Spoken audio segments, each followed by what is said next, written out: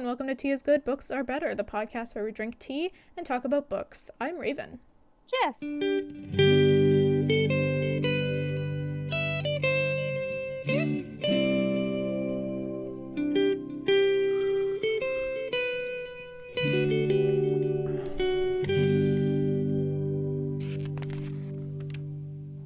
And we are drinking today the same shit we were drinking in the last episode. Green tea with honey. And Mission Chill, mint and chamomile. Yum. The By good Zadiko stuff. Tico. Oh, I heard that he's doing another tea. Mm-hmm. For the summer. I think it has fruit in it. I think he said blueberry or something like that. Oh my. But I'm pumped. I want to get it. I'm not the biggest fan of like really fruity teas, but Oh. I'd be down to try it. Sure you will. Save me a spoonful. Okay. Where do we leave off our characters, Jess? So Brienne, no, Jaime and Brienne are taken hostage by the Bloody Members, and Jaime loses a hand. Well, Wow. is it revealed at that point that it's his hand? No. Spoilers. There's a little question mark. It's like ... loses a hand? Loses. He certainly gets something chopped off. He lost something very special and dear to him. Most likely his hand. Tyrion. Okay. Tyrion plans on marrying Tyrion to Sansa before the king's wedding, and then plans on marrying Cersei to Sir Willis. Oh shit. But Waiting also for we saw Tyrion in Sansa's chapter, and they did get Yeah, we married. did. They got married. They got She saw it. married. They did not consummate the wedding. Despite his confusing feelings about wanting to. Yes. But decided not to rape her, which is good on you, Tyrion. Thanks for not being a scumbag piece of shit like everyone else in Westeros. Thanks for being decent to the bare minimum. Yeah, to the bare minimum. Might literally be the only decent to the bare minimum person in Westeros. Fuck. Not joking. Man. Except Ned. Ugh. Ned was good.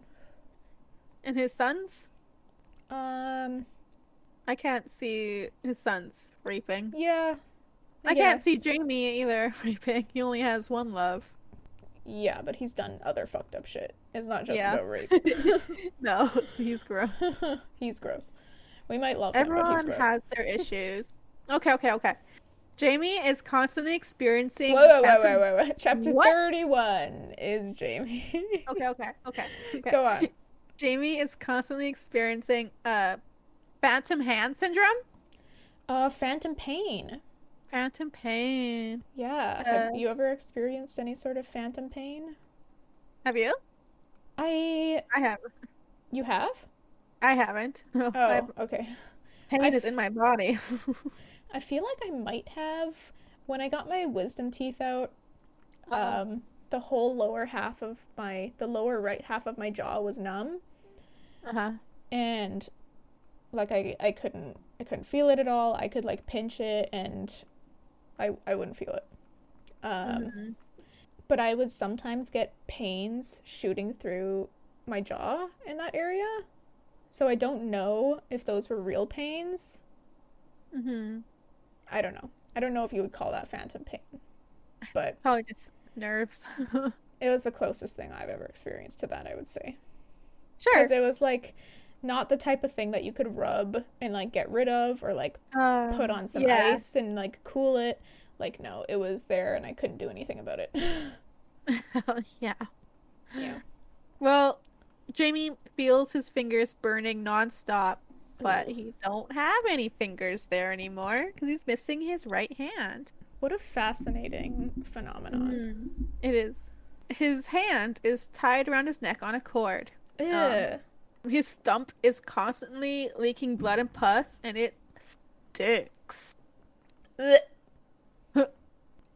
His right eye is swollen shut from an infection from a cut that Brienne had given him during their fight. So he's pretty fucked up. Yeah. Jaime had never known such pain and often finds himself blubbering old prayers that he learned as a kid but never used. And he has a high fever. Oh, Yikes, dude. which, yo, Like they broke him. Yeah. Blubbering prayers? That's not a Jaime thing. No. And sometimes he finds himself weeping. That's not a Jaime thing. Nope. Damn, they broke him. They fucked him up. He finds himself weeping until he can hear the mummers laughing at him. And he'll like try to stop. He completely empathizes with Tyrion now that he understands what it's like to be laughed at. Oh. Jaime is unable to ride on his own, so they've been tying him to Brienne. One day, the mummers bound them face to face and dubbed them the lovers. Jaime takes comfort in her warmth and slips in and out of consciousness. But he does note that her breath is really bad. Well, he was like, my breath is bad too. But it made me wonder, like, did they have any sort of teeth cleaning type of Probably deals mint. going on? Chewing mint.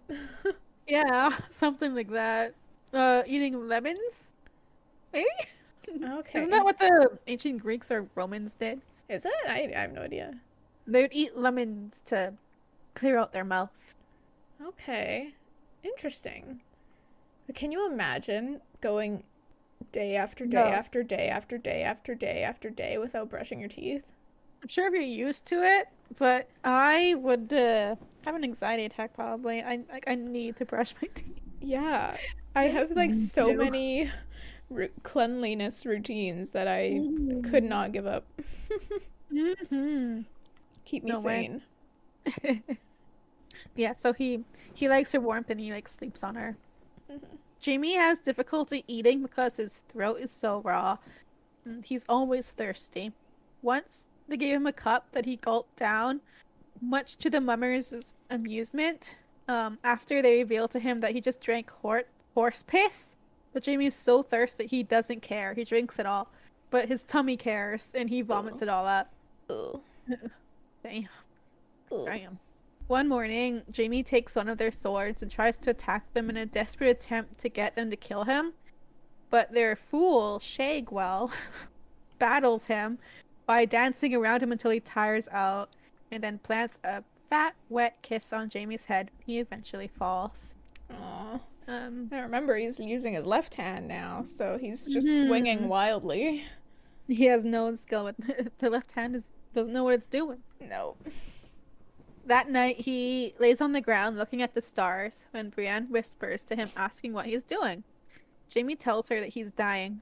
Brienne tells him that no, he must live. And Jaime tells her, no, he'll do what he wants. So Brienne calls him a craven. And Jaime's shocked. No one's ever called him that before. Brienne tells him to live and fight and take revenge. Jaime thinks about it, wondering if it's true that he's craven. They only took his hand. Was that all he was? A sword hand? He realizes the truth in her words and thinks of Cersei and Tyrion and his enemies all waiting for him. The next morning, he forces himself to eat and continues to eat every morning and night, constantly reminding himself that he must live for vengeance. The Lannister always pays his debts. Brienne inspired him literally by just calling him a coward. Yeah, like, you spoiled little rich kid. You're being a fucking pussy, Jaime. You're being a pussy ass bitch. Yup. It's just a hand. He's like, shit, you right. Yeah. He'll have a new hand forged from gold when he makes it back to King's Landing, and he'll use it to rip out Vargo Hoat's throat. Oh, shit. There's the Jaime we know. One day, he overhears the mummers fighting over who will rape Brienne first. Jaime whispers to Brienne, gross. Jaime whispers to Brienne and tells her to let them have their way with her while she goes far away and thinks of happy thoughts. But she will not let them have her. Jaime thinks that she's a stupid, stubborn bitch and doesn't know why he cares so much for her safety. Right? Like his his intentions with advising her on how to deal with the oncoming rape are No, like they're he's looking good. out for her. Yeah. It's like they're fuck you up. Just take it. Just let it happen. He seems to care not only about her physical state, but her mental state as well. Yeah, yeah. He's like, He yeah, go far away. Like, think of Renly. Imagine Renly. Think yeah. of fighting. Go somewhere else. Just let it happen.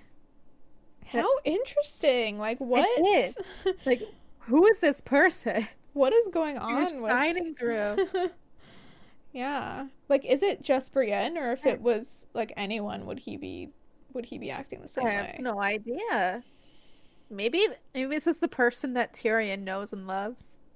Right. And that Jaime His has potential. something in there. Mm-hmm. Like there is good in him, despite being extremely entitled and Mm-hmm. full of himself. Indeed. Rich boy snobbery. As they approach her, Jaime shouts at them that sapphires is the reason why they don't want to do this. And George kicks Jaime in the stump and he passes out. Oh God. When he comes to, Vargo Hoat is shouting at the men, saying that no one will touch her and she's worth a bag of sapphires. 2 days later, Brienne gathers the courage to ask Jaime why he defended her. And he says that a Lannister always pays his debts, and it was for her quick thinking on the river when they escaped the Riverrun Knights. But It's what he was paying for.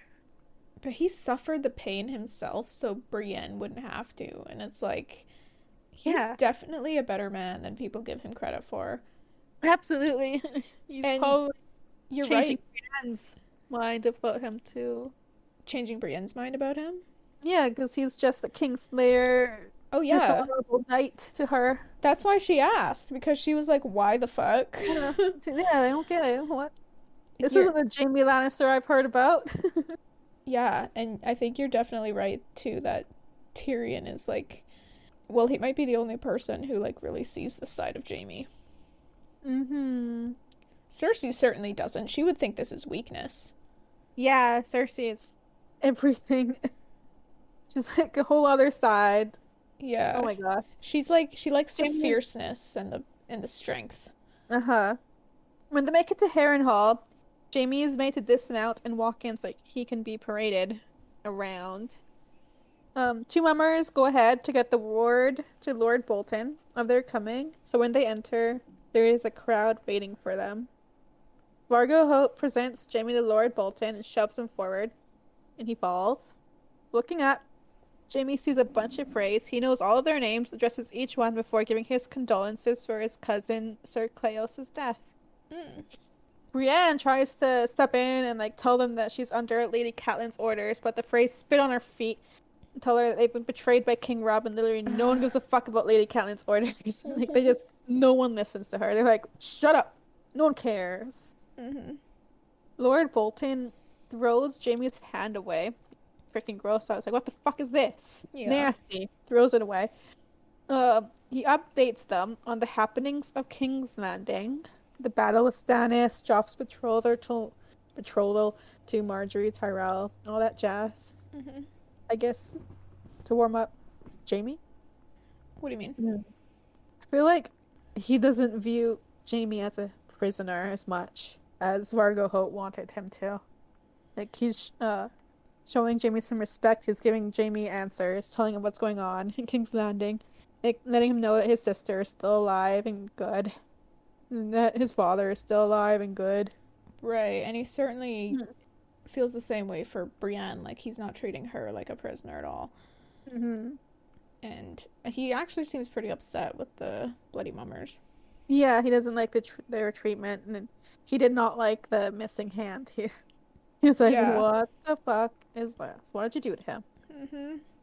Lord Bolton orders Jaime to be brought to a man named Qyburn, and Brienne is sent with a woman named Amabel, I think. Annabelle. Who knows? Okay. When this happens, Brienne is like trying to explain that she wants her sword and armor back, her weapons and armor back, but Lord Bolton's like, nah, you'll never have to wear that stuff again. you'll be put in a dress. And he sends her off. Ugh. Yeah. Give Jaime her and the Brienne- sword and the armor. Right? Jaime and Brienne make eye contact before they're separated. Like they have like one last parting look to each other. Oh. Mm-hmm. Eyebrows, eyebrows. Eyebrows, eyebrows. Eyebrows, eyebrows, eyebrows. Qyburn is a gray-haired, fatherly-looking man. He undoes Jaime's bandages and tells him that the safest bet will be to take off his whole arm. Ay. Jaime says that he will kill him if he does. He just wants the stump cleaned up. Mm-hmm. Qyburn tries to compromise and says, "How about at the elbow?" And Jaime's like, "Are you deaf? Fuck no. Do what I say. Mm-hmm. Don't get rid of my arm, just the hand." Qyburn finally laments and tells him that he'll only cut away the rotten flesh and try to burn out the corruption with boiling wine and a poultice of nettle, mustard seed, and bread mold. Bread mold. The fuck? This stuff kills I have no idea how that works. Yikes. He wants to give Jaime milk of the poppy, but Jaime refuses because he doesn't trust Qyburn to not cut off his arm. Right. Which makes sense. Like if in the he show. takes the milk of the poppy and then passes out, then he's afraid Who he'd wake knows? up with A shoulder a stump. shoulder stump. Instead of a wrist stump. Yeah. I like this information. They didn't give this in the show. I didn't understand like what Jaime's aversion was to the milk of the poppy Mm. in the show. But like having this explanation, like, no, I don't trust you not to cut off my arm. It's like, okay, I get you. Right. I got you. Qyburn warns that it'll be very painful, but Jaime assures him that he'll just scream. It's like, okie dokie. Pain is not something I'm not used to. Qyburn asks if he'll drink some wine at least. Jaime's like, oh, yeah. Gimme. Jaime drinks the strong wine as Qyburn ties down his arm. The wine did nothing, did shit all. When Qyburn starts cutting away at his flesh, Jaime screams and pounds the table with his good fist. When the boiling wine is poured over his stump, Jaime passes out. And when he wakes, Qyburn is stitching a flap of skin over the stump. Good God. Yeah. Jaime comments that Qyburn has done this before, and Qyburn says that he's gotten used to patching stumps while traveling with the mummers. So apparently this guy traveled with them? Oh. Huh. Okay. Jaime asks how a maester came to ride with the mummers, and Qyburn explains that the Citadel had actually taken away his chain. And then he immediately starts to work on the infection above Jaime's swollen eye. So I think he's quite ready to explain what happened to Jaime. Jaime asks about the Battle of Blackwater Bay, and Qyburn tells him what happened. When he learns of Tyrion using wildfire on the river, Jaime amusingly thinks that he's dreamed of this before, as he remembers Aegon's caskets of wildfire. Right. Qyburn asks how he got the wound above his eye, and Jaime says that it was a wench's gift. Qyburn asks what this woman is to him, and Jaime says that she is his protector. Aww. Qyburn wants to give him ground herbs to drink with wine for his fever, and tells him to come back the next day so he can put a leech on his swollen eye. Jaime's like, lovely. And Qyburn tells them Lord Bolton is fond of leeches. Jaime's like, that makes sense. Okay. And that's that chapter. Why would that make sense? I don't know, maybe because he's a freaking creep?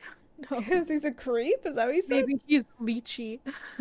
Wow. Pale and... Hey. Ooh. It's really hard to read Roose Bolton, to be honest. Yeah, he's... Like, so much. Yeah, I have no idea, like, what he's thinking at any given moment. No emotion. Just cold and cool as a cucumber. Mm-hmm.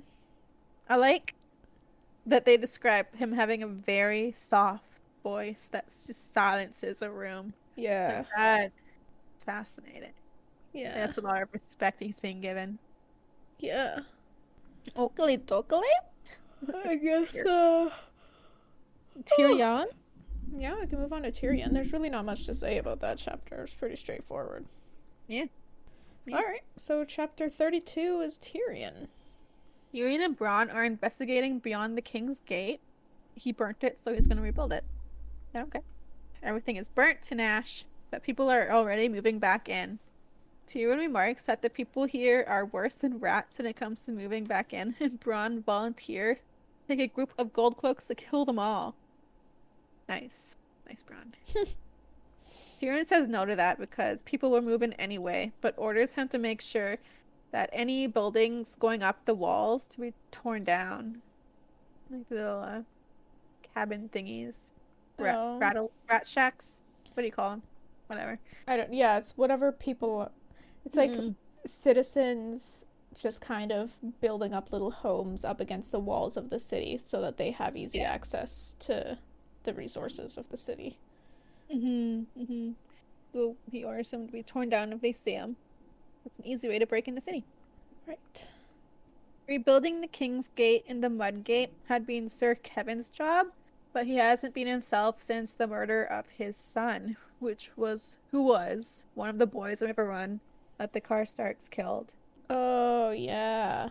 The three whores are still in the market square, but are being treated as a jungle gym by the children. What are the three whores again? The three, Trebuchets? Catapults? Yeah, those thingies. They're trebuchets, right? Yeah, I think they're trebuchets. Okay. He orders Bronn to get some gold cloaks to guard them to prevent a child from injuring themselves. But then someone chucks manure at him, making his horse rear, and he's like, never mind, fuck them. Let the kids hurt themselves. Tyrion is in a bad mood also because of his marriage. Half of the castle apparently knows that their marriage is not consummated. He overhears servants sniggering at him behind his back, and he wonders if Sansa was stupid enough to tell one of her handmaidens. Which, I wonder, would she have? She seemed pretty... She knows her handmaidens aren't hers, and she doesn't trust them at all. Yeah, there's no way it was Sansa. It had to be, like, Varys or someone. God damn. Yeah. Someone who, like, had ears against the door in the bedroom. It was Peter Bailey. Oh, God. He wasn't Not there. surprising. Can you imagine that sicko? Ew, I could totally see him doing that. Same, and it's so gross and creepy. Yep. Okay. And Sansa's getting more miserable every day. Tyrion wants to console her, but she hates him too much to let him in. They sleep in the same bed, and Tyrion, who usually sleeps in the nude, now has to cover up because he cannot take the look of revulsion in Sansa's eyes. Yikes. Tyrion desperately wants her acceptance and love, but he knows he's cursed to have a wife who hates him. He spent the night before his wedding with Shey, where he told her that he was to be wed, but she already knew. She had overheard the servants gossiping about it, but she doesn't care. He will knock up his wife and then come back to her. He had hoped Shey would be upset, but he realizes that the only love he will ever know will be the love of whores. Love and quotations. Love and... That's... What? The love is in quotations, because it's not real love. Oh, yeah. It's different from the show, because Shey was really upset in the show. They took some... I think in the show they made in the show. Shey actually fall in love with Tyrion. Yeah. Whereas in the book, it's a little... It's still kind of up in the air, but it's a little more... Yeah, it's a little more believable. She's just doing it for... Yeah. For the cash. She scored big time. Yeah, she scored big time, going from sleeping with soldiers, random soldiers, to a high lord. Like, someone very powerful. Like, yeah, she's gonna stay with him. Like, it's not real love, but she loves, like, that she's with this very powerful person now who can basically give her whatever she wants. Yeah, and she gets to, like, hang around in the fancy places and do fancy stuff and wear fancy clothes and... Fancy jewels. Exactly. All that jazz. She gets whatever she wants. Indeed. So that's what this love is. Like, I'm pretty sure she just loves belonging to someone who's very powerful, who can give her whatever she wants. Yeah, there's also the safety aspect too. If she's like just seeing Tyrion, she doesn't really need to worry about being passed around between different dudes, and then also each one is like a new risk, right? Like how rough is this guy gonna be, and like what sick shit is this guy gonna be into? Hmm. Like she locked out with Tyrion because he's a gentle soul and he just wants love. Yeah. But I also Hmm. found it interesting that sorry, 1 second, I just killed a bug on my leg. Yucky. 1 sec. Just wipe that off with a tissue. Gross. Okay. I also found it interesting that Tyrion isn't satisfied with Shey, which makes sense, but at the same time was also a little bit surprising for me. I was like, oh, on one hand thinking like, oh, I thought he was like in love with her and he just wanted to like be with her and blah blah blah, but I think he wants a wife. Hmm. He wants to be accepted in his partnership by like his family. And obviously that would not work with a whore. Mm. So that I just thought that was interesting. That Yeah, I think what he really wants is to be loved yeah, for who he is without having to pay someone to love him. mm-hmm. And that's why he's not satisfied with Shey, because Shey doesn't love him. Yeah, and he's still Like, paying her. yeah, her love is full. She's being paid to give him company. Probably why he's so miserable. Well, Sansa, because he'd always imagined that his wife would eventually come around and accept him and would want him and would love him. Like this was a fantasy of his. Yeah, But now he doesn't have that, and he's realizing that he's being cursed to never be in love and he's trying by to like make the best of the situation by like yeah. being good to Sansa, and he's like, okay, this could work, blah blah blah, but like she's Hmm. super not down, and so he's like, well, fuck me then. Yeah. He just accepts it because he's used to it. Yeah, which is really sad for him, but at the same time, like I no fault on Sansa at all, obviously. Mm-hmm. But I do feel bad for Tyrion. Yeah, both of them Yeah. are in terrible situations. Mm-hmm. Bronn leads Tyrion through the muddy way, through crowds of people and soldiers, and through an alleyway until they make it to an entrance of a narrow and crooked alley where Tyrion dismounts and continues on his own as Bronn guards. He enters the cellar of the last building, which is a tiny little pub, and he is directed to the back where Symon Silver Tongue is waiting for him. Wasn't he supposed to disappear? Why is he still around? Hmm.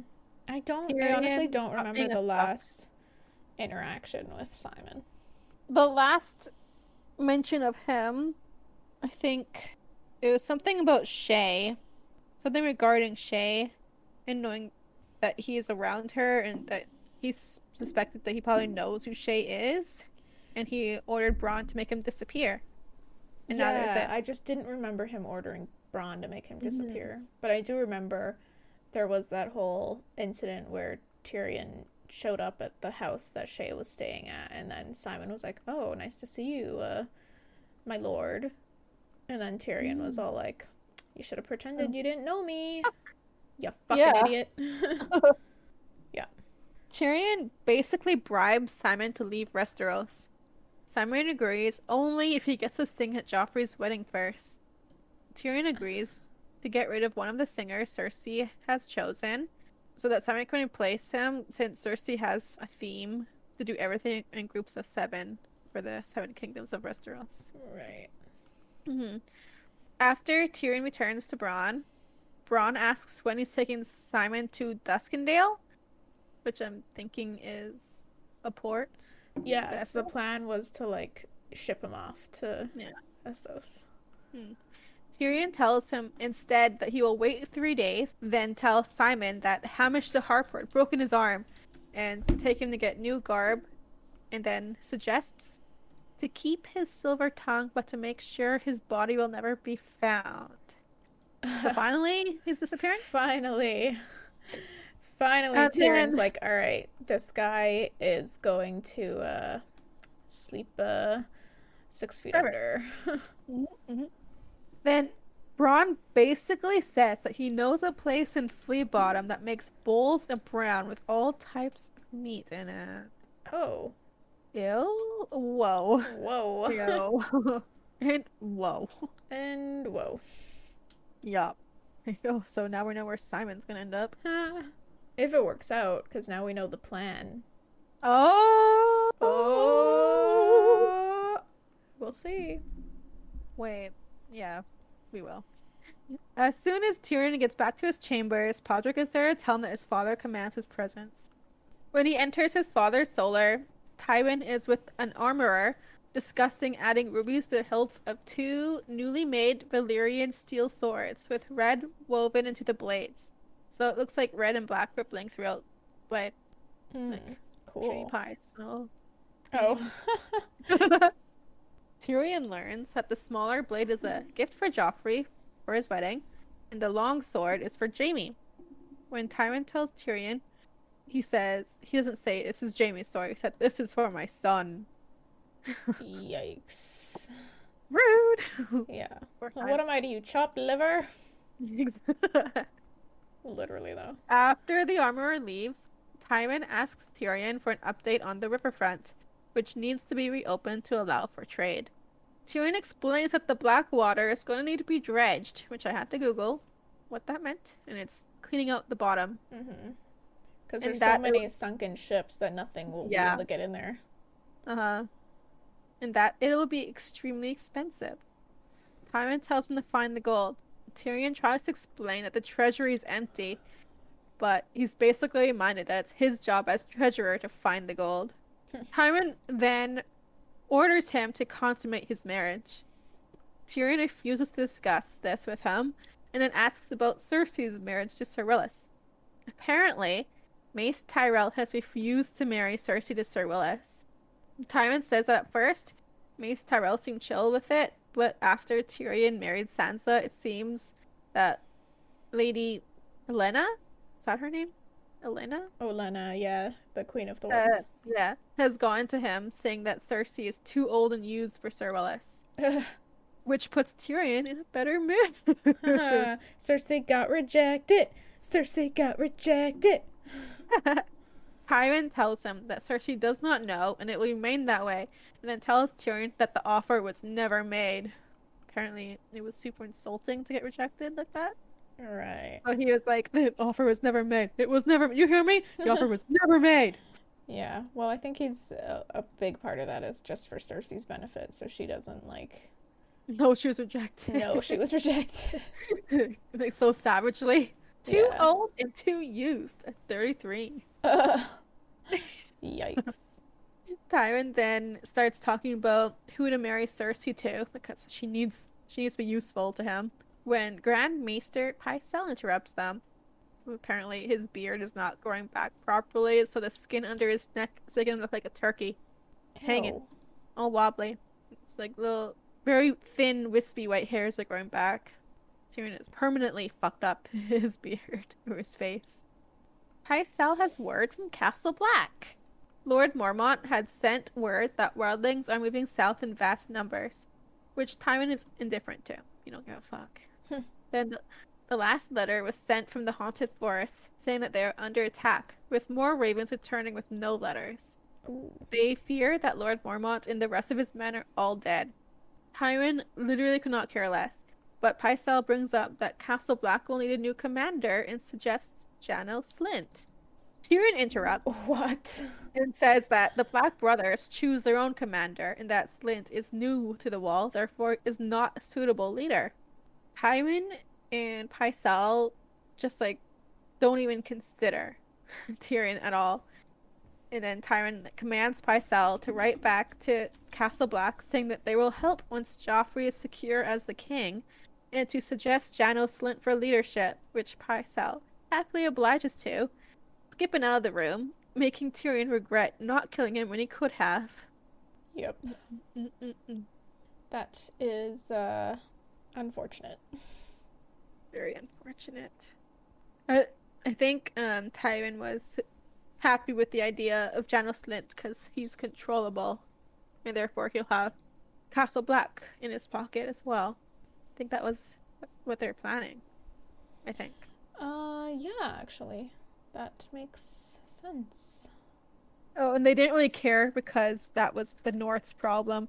It'll just be something extra for the Starks to deal with. That'll distract them. Yeah, like the wildlings and whatever else is beyond the wall, which I don't think they know anything except the wildlings.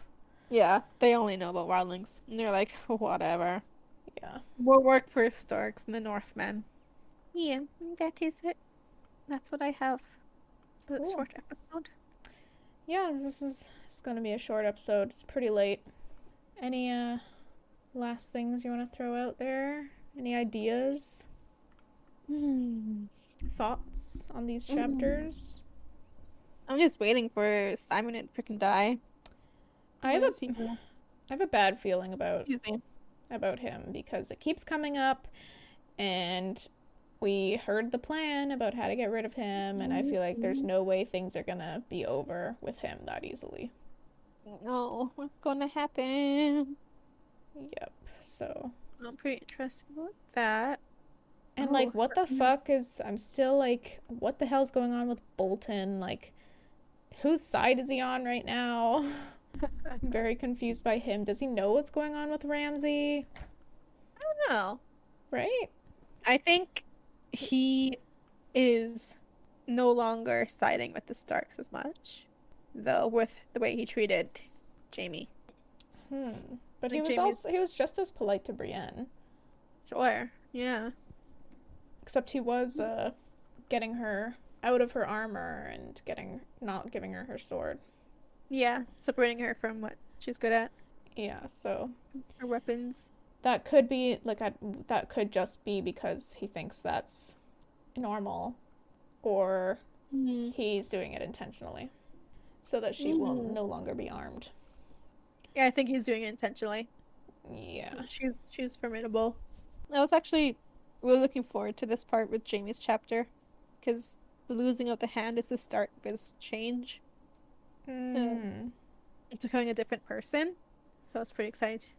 Just seeing like how much they broke him. Yeah, and what will this change about him? Is he gonna go back to King's Landing and get a golden hand and then just be regular old Jaime Lannister? Down Vargo Hoat and tear his throat out. Right? Or like what other interesting consequences might come of this?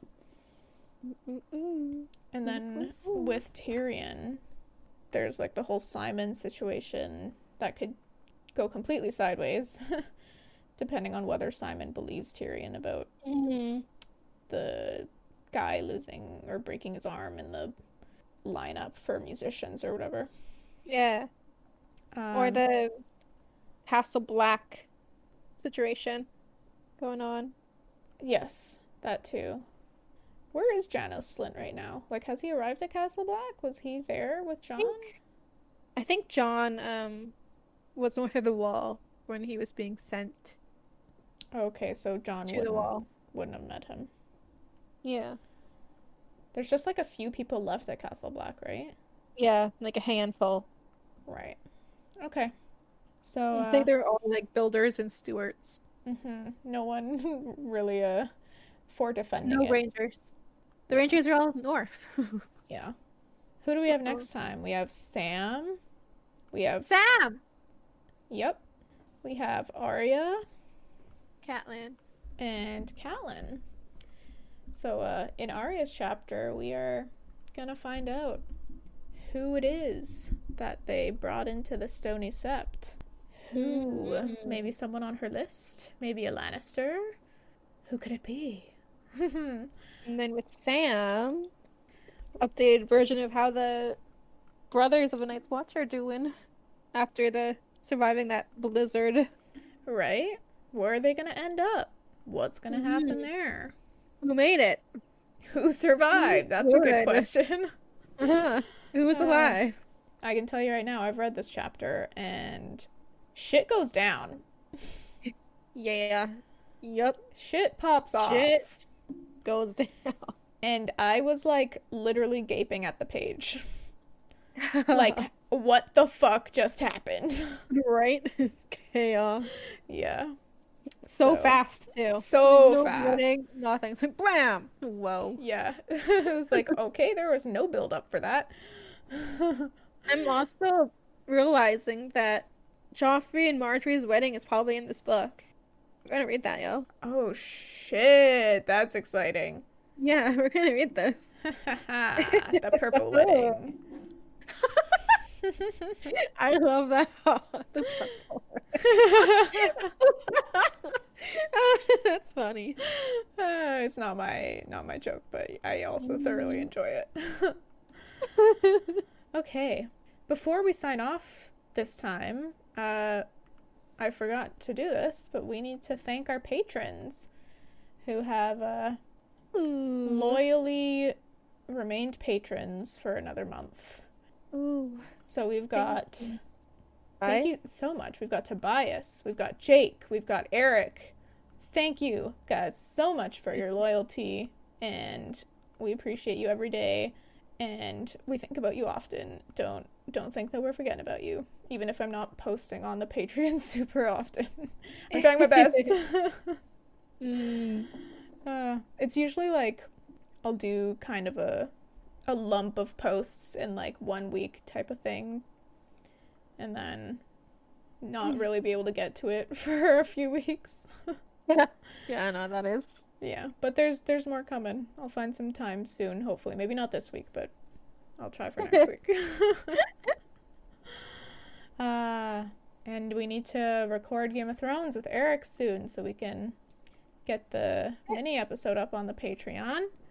What are we even on? What episode are we on? 4 or 5? Shit, of season 2? Already?